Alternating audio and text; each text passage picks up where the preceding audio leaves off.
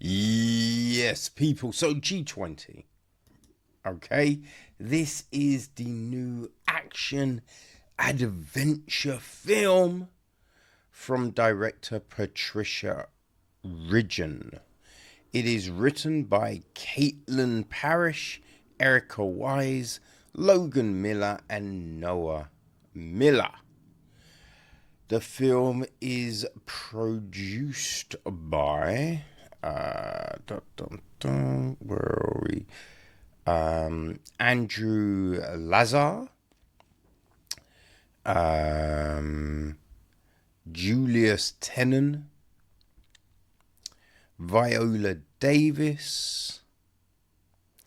It is executive produced by Greg Buckle, David Fleagill, Logan Miller, Noah Miller, Robert Naidoo, Rob Williams, Danny Sherman, co-produced by Janine Van Assen, and associate produced by Trisha Miles. Joseph Trapanese took care of the music. Chico Vaz is on cinematography. Doc Kreutzer and Emma E. Hickox edit the piece. Casting was Rich Delia. We've got Sebastian T. Cranwinkle and Nigel Phelps on production design. Art direction, there's Celia Van Streeten, Dysol, Malwand Sigabay, Christina Sarah, Christian Schaefer, Ella Rushforth, Ellie Otto, Ross Jenkins, and Sarah Hartinger.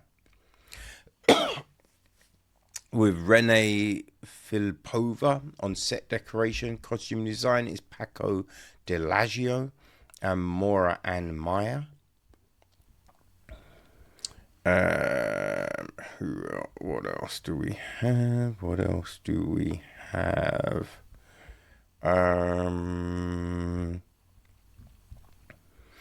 Okay, let's go to our cast. Right, so we have got Viola Davis as President Danielle Sutton. Her husband Derek is played by Anthony Anderson. Her children, Serena, played by Marsai Martin.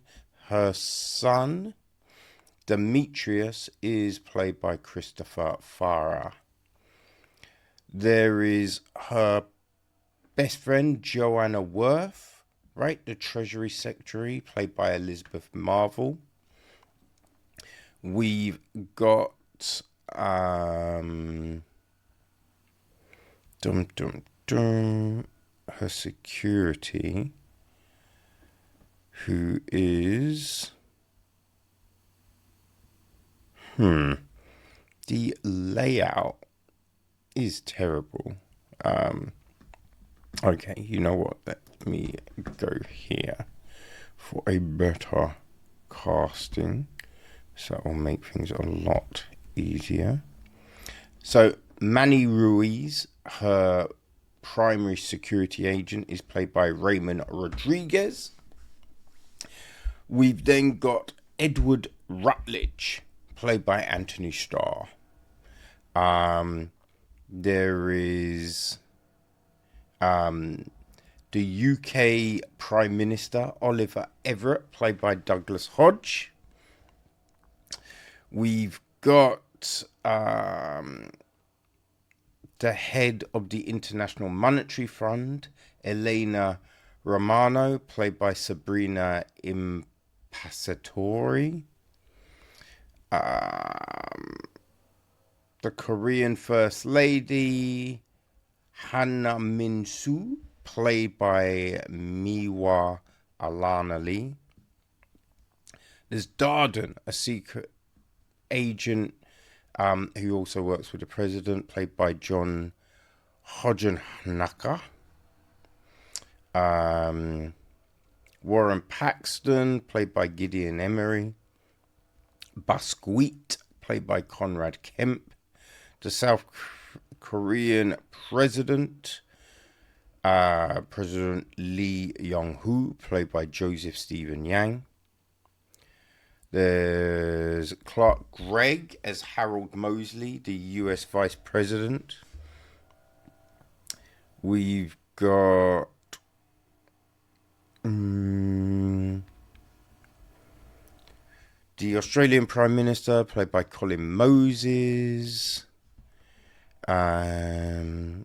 German Chancellor, played by Heike Brunner. General Paulson, played by Stephen Jennings. Agent Adwi, played by Ali Suleiman. Lesdi, played by Nuxlu Dalamani.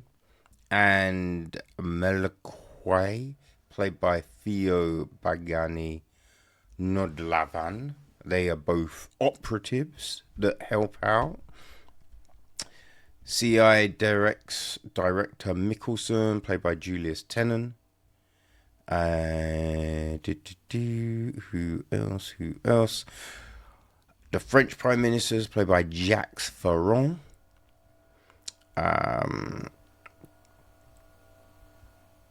South African President, played by Teshmano Sebi.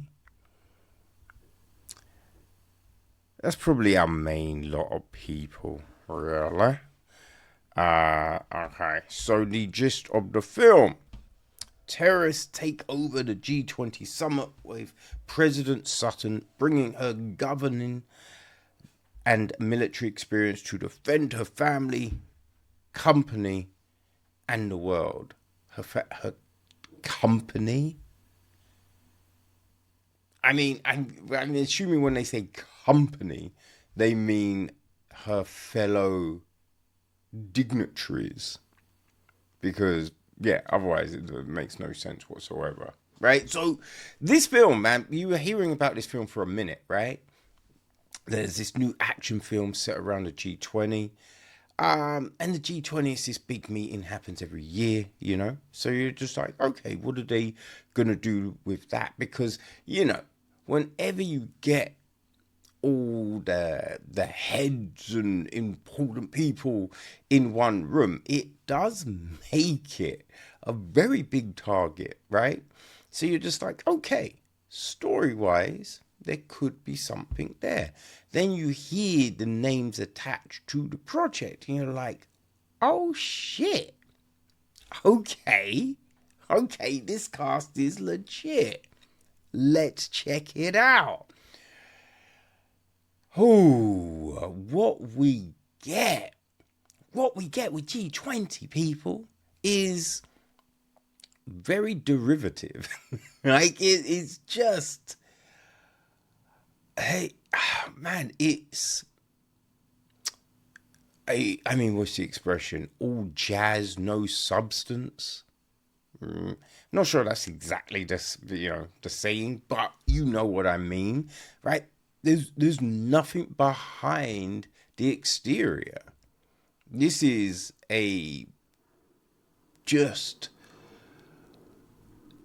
there's no impact, right? There's no impact at all. You're watching this film and you're just like, what is this? This is insane. You know what I mean? Like, we start off, right? The president gets woken up in the middle of the night, right? So they're selling it like something big has happened. But I don't know if it's just me, but you straight away know it's going to be something stupid, right? You know, I'm in my head, I'm thinking, okay, either a pet has gone missing or a kid has gone missing. That's my initial thought straight away. right? What is it? And it was the daughter, Serena. So she's ditched her security and gone to hang out in a bar. And we had this whole thing about, the kid wanting to rebel, like, I didn't want to beat him, and all of this nonsense, which makes no sense, right? They want to make it a part of the subplot, the mother-daughter dynamic, right? Their relationship, daughter actually realizing the mum is, something, and the mum realizing the kid's got talent, right? It's one of those. But here's the thing, right? What makes no sense about this part of the story is when you don't just, run for president, right? Obviously, there's other things she would be doing, right? And even in just the campaign to run for president, the amount of meetings about safety and protocol that all the family would have been a part of, right? So if you're trying to say, like, these are the first times that these conversations would have been had, that these frustrations would have come up, is ridiculous, and to be like, oh yes, this girl could go and hang out in this bar on her own. No, like, just girls going out on their J's, it's not the safest thing, depending where you go. Right, there's always the risk of someone slipping you something in your drink and blah, blah, blah. But the president's daughter, understand how insane that is, right? So it was just a stupid intro. Then they, they do a thing, right? And they've got, they've got the president, she's training, doing some martial arts training with Manny, right? Oh, they're doing some training, and, he's like, oh, you can't go strength for strength, you have to use the body weight, and it ends with her getting a throw on him. So you're just like, oh no. Right, they're gonna do that ludicrous thing of going, oh, a girl's gonna be beating up dudes. And yeah, there are these fight scenes, and you've got Viola Davis beating on some guys. And listen, there's been films that have done it and done it well, right? Where it makes sense. I remember there's a film with Elizabeth. She's got, I swear it's a three-barrel name, Elizabeth Wanstead, right? I think it's Kate. She's an assassin, and the fights are good. They make sense, But in this, there's a bit when she fights this huge guy, and he smacks her, I think, in the face, in the chest, and it's just like, you understand, if he's hitting just a lot of guys, they're down. They're not getting up. To hit a woman as well, she's fucked, right? So if to make it work, she has to get the first hit in and make it devastating, right? Devastating. It can't be a you throw one, I throw one, you throw one. It can't be that. It can't be that kind of fight, right? It has to be sneaking up on people by surprise, all of that jazz. And these fights are not, for the most part. So it's just ridiculous. The ridiculous fights You know what I mean? Which then just takes you out of the action because you're just like, oh, come on, this ain't happening. This ain't happening. Right? Rutledge. There is just no gravitas to our villain. Right? Like the thing with a villain, there needs to be this mystique, right? They need to be able to control the room. And he doesn't. Right? And Anthony Starr is a good actor, right? He's not a terrible actor or anything like that. And maybe they told him to play the role in this way, right? That may have happened. But there's just nothing. He does not control the scene, right? His presence isn't like this, you know what I mean? Fuck. Yeah, it's not that. So it just feels a bit lackluster. And it kind of reminded me of, I think it was Die Hard 5, right? And I think it was the one, and I swear, Timothy Oliphant is the villain, and he's driving around in a truck, right? It's they're doing a cyber attack. It's that Die Hard. That might have been Die Hard 4. I can't quite remember how many Die Hards there have been. But it was just, it didn't work. Didn't work. Not menacing. A bit like the last James Bond with Malik. Remy Malik? I feel that's his name, right? Didn't work. Didn't work as a villain. And yeah, Edward Rutledge does not work. There's this kind of plot twist that you can see coming a mile off, I would say. But they do not, like, it's just played real wonkily because there's no satisfaction in it. What was crazy, at the very beginning, they do this thing and they're on Air Force One, right? So you've got Danielle and you've got her with her best friend, Joanna, right? And they're sitting there. And so obviously, right, Joanna had run for president as well. And they're talking. She's just like, oh, yeah, remember that time when you tried to claim that I forget, something about didn't really serve in the war or something like that, which, you know, has been a thing, right?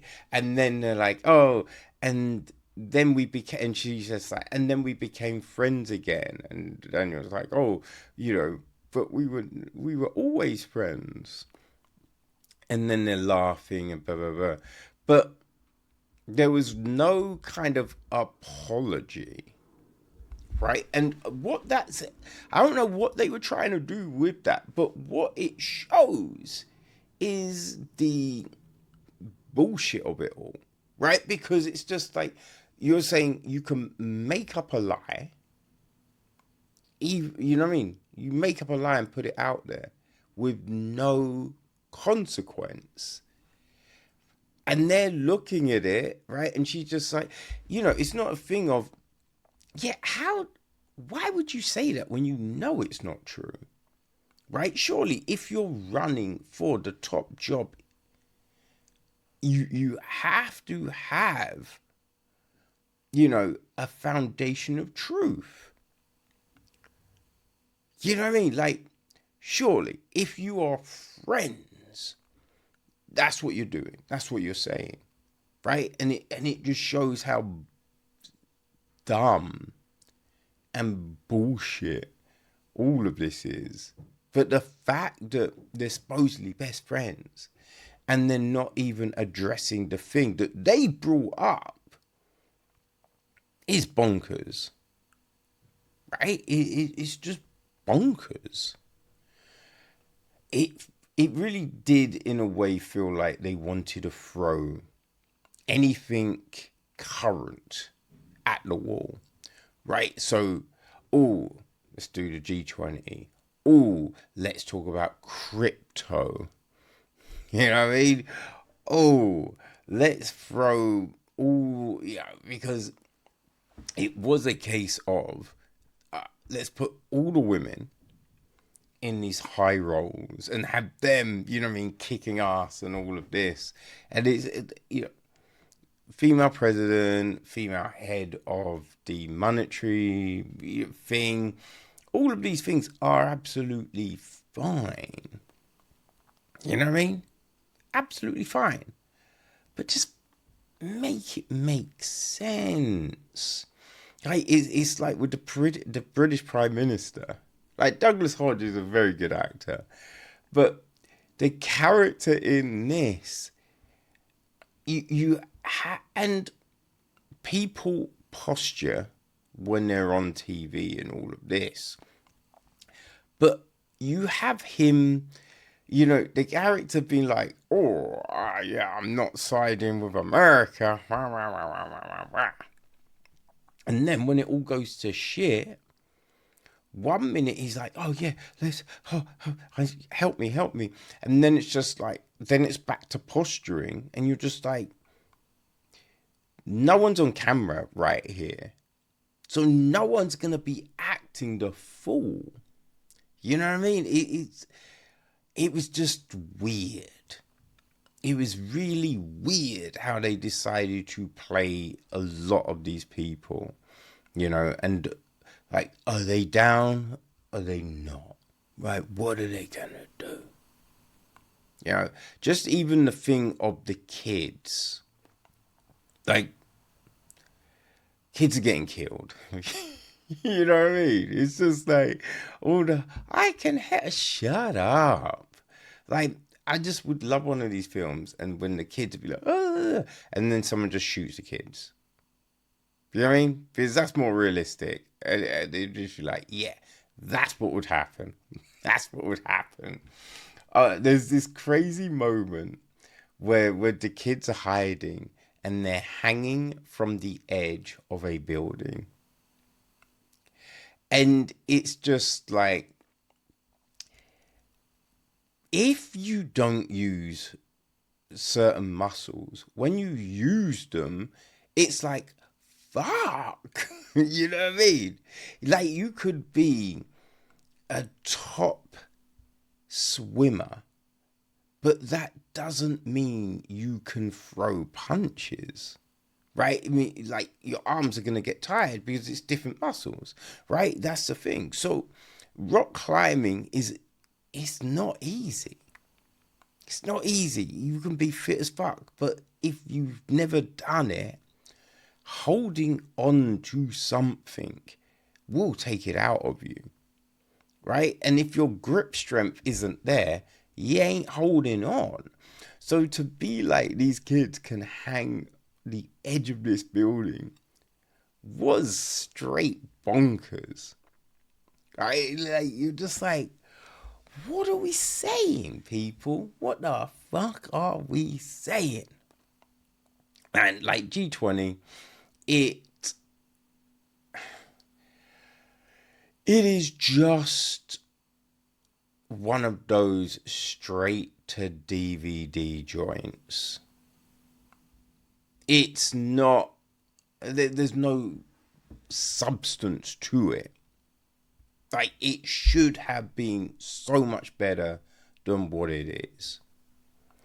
I guess it's one of those movies that you throw on when you just want to have noise in the room, right? You'll be like, I need to write this thing, but let me just throw something on, right? So it's something that you don't have to pay attention to. That you can jump into this film at any moment and pretty much go, okay, I see what's going on.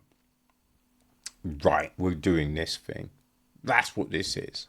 You know what I mean? So if you like action films where you do not have to think at all, right, that make absolutely no sense, you know, then this might be for you. There's a lot of shooting, there's fights, there's all of that jazz. It's all dumb, it's all stupid. But, yeah, some people enjoy that kind of thing, right? Some people, that's what they want from a film.